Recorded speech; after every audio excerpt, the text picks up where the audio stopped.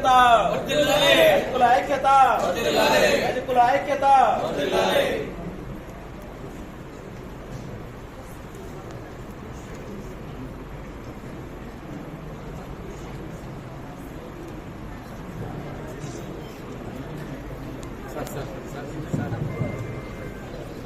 ఇటు తిరగండి మేడం.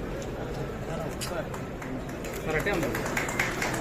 ఉద్యోగస్తుల ఐక్యత, రజక ఉద్యోగస్తుల ఐక్యత, రజక ఉద్యోగస్తుల ఐక్యత, గట్టిగా చెప్పాలి సార్. రజక ఉద్యోగస్తుల ఐక్యత, రజక ఉద్యోగుల ఐక్యత.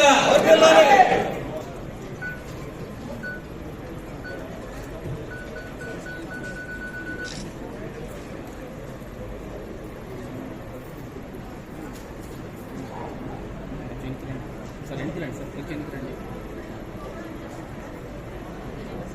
సార్. ఒక్కసారి sir sir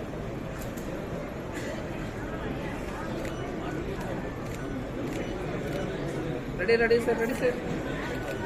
madam madam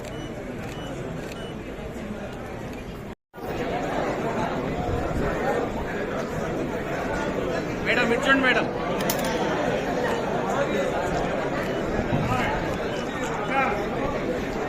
sir sir ఎనికి రండి sir. Ready sir, ready sir. Sir sir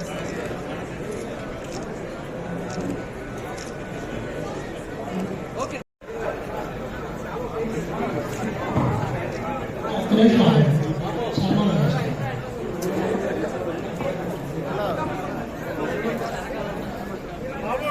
అన్నా ఫోను అన్నారా పొద్దు అన్న ఎవరో చూడు, అడుగు వస్తుంది. విషయం ఏంది అడుగు.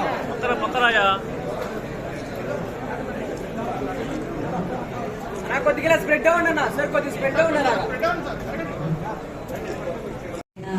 నమస్కారాలు, ధన్యవాదాలు. విచ్చేసిన రజక ఉద్యోగ సోదర సోదరీమణులందరికీ కూడా నమస్కారాలు. ఈరోజు ఈ సమావేశం నిజంగా చాలా ఆనందకరంగా ఉంది.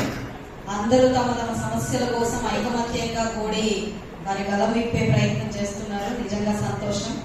ఎందుకంటే ఏ సామాజిక వర్గం అభివృద్ధి చెందాలన్నా, గౌరవ మర్యాదలు మనకి దక్కాలన్నా అడిగితే రావు, ఐకమత్యంగా గళం విప్పితే మాత్రమే వస్తాయి.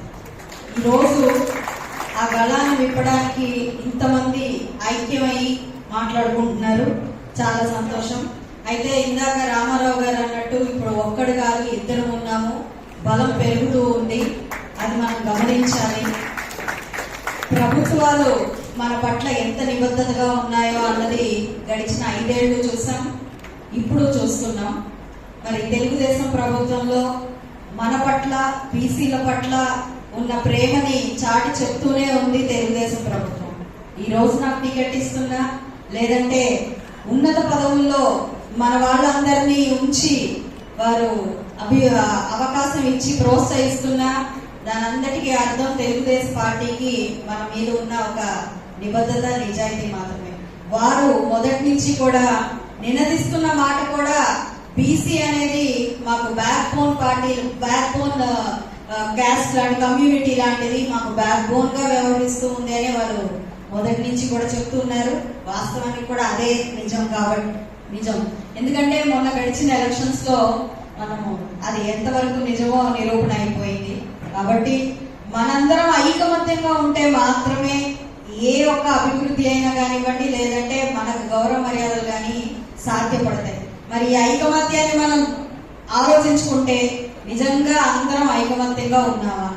ఏదైనా ఒక సాధించుకోవాలి అని అంటే మన వరకు ఎంతవరకు ముందుకు వచ్చే వాళ్ళు ఉన్నారు?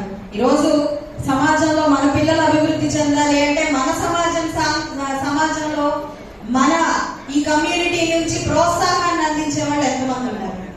అదే విధంగా ఈ రోజు నాకు టికెట్ వచ్చిందంటే మన కమ్యూనిటీ మాత్రమే నన్ను అందరాన్ని ఎక్కించడానికి ఎంతమంది ముందుకు వచ్చారు?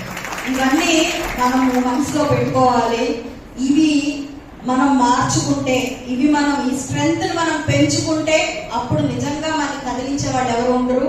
మనం ఏదైనా అడిగితే జరిగే పరిస్థితికి ప్రభుత్వాన్ని లాక్కు రావాలే తప్ప ఎప్పుడు దేనిమే అని అడుగుతూ మాకు ఇది చేయలేదు అది చేయలేదు అనే పరిస్థితిలో మనం ఎప్పుడు ఉండకూడదు. అలాంటి మార్పుకి ఈరోజు నేనే నాందిగా చెప్పుకోవచ్చు. నాకు పొలిటికల్ గా ఒక అద్భుతమైన అవకాశం తెలుగుదేశం పార్టీ నుంచి వచ్చింది. సామాజిక వర్గాన్ని అభివృద్ధి చెందే విధంగా ఖచ్చితంగా నా వంతు కృషి శ్రమ నిర్విరామంగా ఉంటాయని చెప్పి సభాముఖంగా తెలియపరుస్తున్నాను. అయితే వీటికి కావాల్సిన విధి విధానాలు ఏం కావాలి, ఏం సమకూర్చాలి, ఎలా ముందుకు వెళ్ళాలి అన్నది మాత్రం మీరందరూ కూర్చుని సమైక్యంగా ఎవరి అభిప్రాయాలు వారు సానుకూలంగా తెలియపరిస్తే ఖచ్చితంగా వాటిని ముందుకు తీసుకెళ్లే ప్రయత్నం చేద్దాము. ఇది ఎంత దూరమైనా తీసుకెళ్లడానికి నేను రామారావు గారు సంసిద్ధంగా ఉన్నామని కూడా తెలియపరుస్తూ, ఒక చాకలి ఐలమ్మగా నేను గర్వపడుతూ మరొక్కసారి అన్నదమ్ములందరినీ రాష్ట్ర వ్యాప్తంగా ఎక్కడెక్కడి నుంచో మారుమూల ప్రదేశాల నుంచి కూడా ఈ రోజు ఈ కార్యక్రమానికి విచ్చేసిన నా సోదర సోదరి మనందరికీ కూడా మరొక్కసారి ప్రత్యేకమైన కృతజ్ఞతలు. భోజనానంతరం మీరు కూర్చుని దూరం నుంచి వచ్చారు కాబట్టి ఒకటేసారి మీ అభిప్రాయాల్ని సేకరించి నా దాకా తీసుకొస్తే ఖచ్చితంగా మేము ప్రభుత్వాల దాకా తీసుకెళ్తాము. హైకమాండ్ మేము చెప్తాము, రావాల్సిన మార్పుల పట్ల ప్రయత్నాలు చేద్దాము, చట్టాలను రూపొందిద్దాము. ఇప్పటికే ఎన్నో రకాలైన హామీలు మనకి ఇచ్చినవి కూడా ఖచ్చితంగా దగ్గరుండి నెరవేర్చుకుందామని చెప్తూ మరొకసారి ఇది ఆర్గనైజింగ్ టీం వారందరికీ రాము గారికి ప్రత్యేకమైన కృతజ్ఞతలు చెప్తూ సెలవు తీసుకుంటున్నాను.